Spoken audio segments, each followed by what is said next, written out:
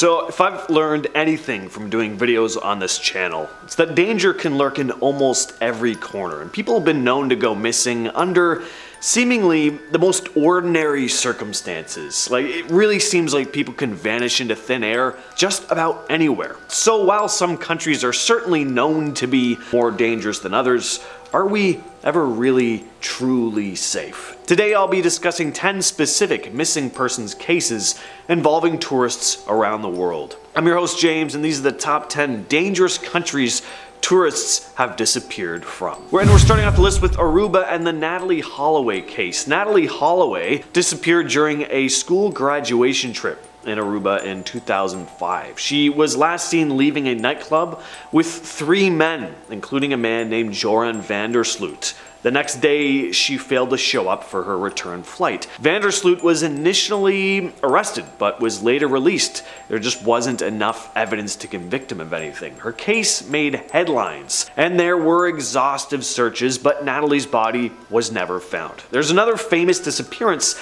that happened in Aruba though, that of Robin Gardner. Although this is less of a mysterious disappearance and more of a very frustrating case, where it's pretty clear who the perp is, but he just never got the justice he deserved. Robin Gardner disappeared in 2011 while vacationing in Aruba with a male companion, Gary Giordano. They were snorkeling together, but only Giordano returned. He claimed that Gardner was swept away by the currents, but suspicions arose, with police noticing some inconsistencies in his story. There was also surveillance footage of Gary and Robin having an intense argument the day she went missing, with Gary putting his hands around her throat and forcing her into an elevator. He also had a couple restraining orders against him from previous relationships. Not only that, but when he contacted police, he apparently had a scratch mark on his neck. Like, gee, I wonder what happened here.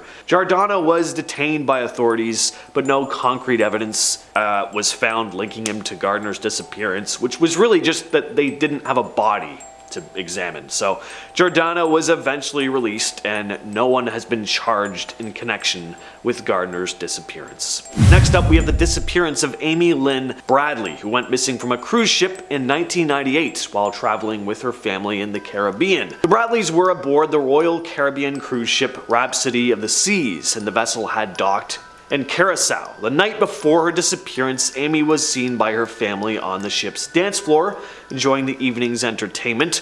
Early the next morning, when her family woke up, Amy was nowhere to be found. All of her belongings, including her shoes and cigarettes, were left in the cabin. The ship's crew conducted a thorough search, but nothing. It's still not clear exactly what went on here. There have actually been reported sightings of Amy in various locations throughout the years.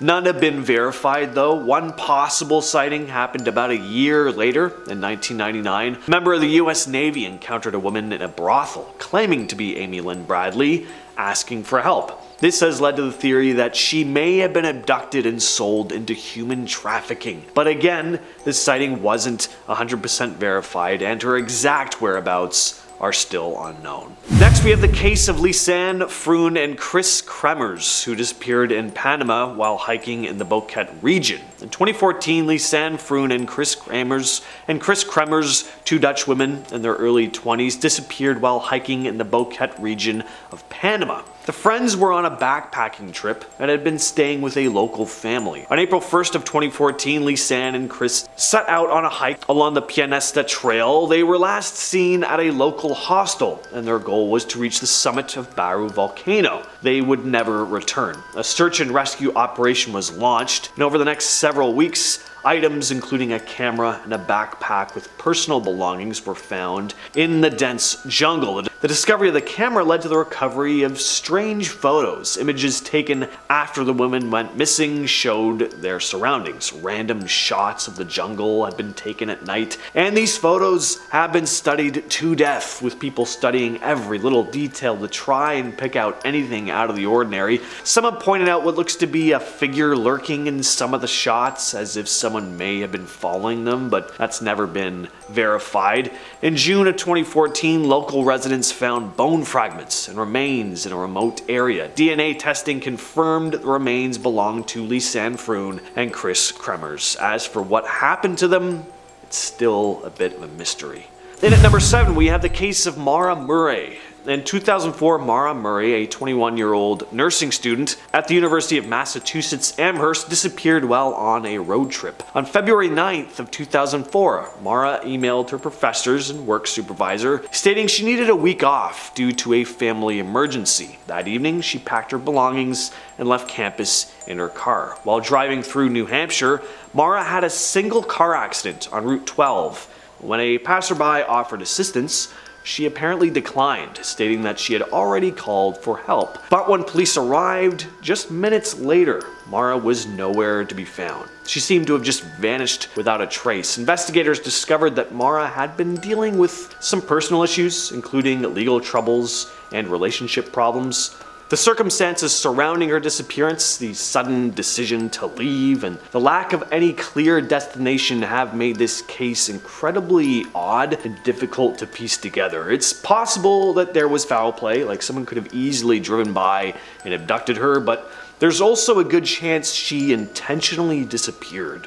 We'll likely never know. Jonathan Spollen disappeared in India while traveling after finishing his studies. He was, or is, an Irish journalist and translator. He went missing in 2012 in India. In early 2012, Jonathan was traveling in the Rishikesh area of northern India, where he had been living and working. He was known for his adventurous spirit and had previously lived in several countries. On February 3rd of 2012, Jonathan left his guest house in Rishikesh and never came back. Concerned friends and family initiated a search for him, but there was no immediate leads. Indian authorities were also involved in the investigation. The circumstances surrounding Spollen's disappearance are still up in the air, but there have been various theories proposed. Some suggest that he may have taken an impromptu trek in the nearby mountains where he could have been attacked by a wild animal. Others speculate that there could have been foul play involved. There's also an even more wild theory that he could have gotten involved with a religious cult, but theories aside, there's been no confirmed information about Jonathan Spollen's whereabouts or well-being since his disappearance. David Gimelfarb. An American tourist named David Gimelfarb went missing in Costa Rica in 2009. At the time of his disappearance, Gimelfarb was a 28-year-old environmental consultant from Chicago. He was on vacation in the Playa Tamarindo area of Costa Rica. On August 11th of 2009, Gimelfarb left his hotel, telling friends and family that he was going for a hike Rincon de la Villa National Park. When he failed to return, though, a search was launched, but nothing turned up. His parents would return to Costa Rica every year with the goal of raising awareness of his disappearance while searching for any possible leads. They've worked tirelessly over the years, but till this day, the case is a complete mystery. In at number 4, we have the notorious Lars Mittank case. People have analyzed this airport footage to death. It's definitely a very eerie case. For the few of you who've never heard of this case before, or just need a reminder though, in 2014, Lars Mittank, a German tourist, went missing in Bulgaria. Lars was on vacation with friends in Golden Sands Resort when he got into an altercation. On the day he was supposed to head home with his friends, he couldn't board the flight at the Varna airport. He was advised by a doctor not to fly due to a ruptured eardrum. Lars stayed behind while his friends took off. He started to exhibit increasingly erratic behavior. He contacted his mom in Germany and was audibly distressed, claiming that people were after him. He said he was being followed and felt unsafe. His mother urged him to return home immediately. Before his scheduled flight, Lars disappeared. Security footage showed him rushing out of the airport, running into a forested area nearby, and vanishing from sight. And that was the last anyone had ever seen from him. Next is the case of Esther Dingley. Esther Dingley, a British hiker, went missing in the Pyrenees in November of 2020. She was on a solo trek and had been traveling with her partner Dan Colgate in a camper van. Esther and Dan were experienced hikers who had been documenting their travels on social media. Esther was expected to return from her trek in the Benasque area of the Pyrenees on December 2nd, but when she didn't reappear, Dan reported her missing to the authorities. In February of 2021, Colgate expressed that he was convinced that foul play had to have been involved. During the spring and early summer of 2021, the search for Esther in the Pyrenees was resumed by both Dan Colgate and the French and Spanish authorities. On July 23rd of 2021, a significant discovery was made when part of Esther Dingley's skull was found near a track by mountain runners. On August 9th of 2021, Dan Colgate discovered the other remains of Esther. By August 13th, the investigation team announced that Esther Dingley's death was likely due to an accidental fall, but investigations are still ongoing. Next is the disappearance of Timothy Macoll. Timothy Macoll was a British sailor who went missing in Dubai in 2014. He was a leading seaman aboard the HMS Westminster, a Royal Navy warship that was on a port visit to Dubai. Macoll was last seen on May 27th of 2014 when he left a bar in the city. The search efforts included the coastline, local hospitals, and the surrounding areas, but Macoll was never located. Authorities didn't suspect any foul play, and the case was treated as a missing person investigation. Macoll's family has been incredibly critical of the authorities' investigation into the case. According to them, there seems to be a wall of silence about the whole investigation. Information seems to have been kept away from them,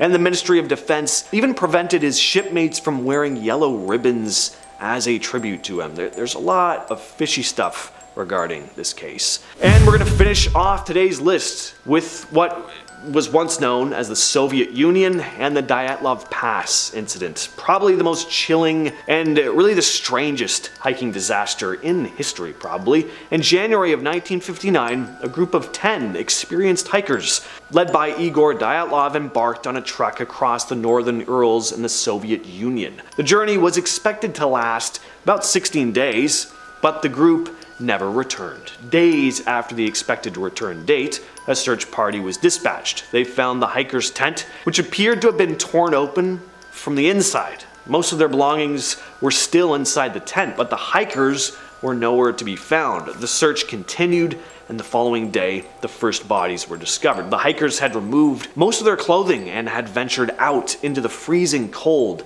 Pretty strange and seemingly irrational decision to have made. Hypothermia was initially suspected as the cause of death, given the harsh weather conditions, but as the rescue team examined the bodies, they discovered bizarre injuries that really defied any easy explanation. Bruises were present on several of the bodies. One of the hikers had vomited blood, and the injuries seemed inconsistent with a typical mountain trekking accident. The mystery deepened when the last 4 bodies were found months later. Unlike the others, they had built a makeshift shelter and were fully clothed, but they had suffered fatal injuries. Broken bones, blunt force trauma to the head. 2 of the hikers were even missing their eyes. Really disturbing stuff to have found. Numerous theories have emerged to explain what went on here, ranging from the plausible to the highly speculative. Some have suggested that a military accident or secret government experiment, like a nuclear test gone wrong, may have been responsible. Others have even entertained the idea of extraterrestrial involvement, proposing that aliens somehow played a role in these hikers' demise. To this day, though, the true cause of the Dyatlov Pass incident is still a mystery. And with all that said, I'm your host James, and I'll catch you, yes you specifically, in the next video.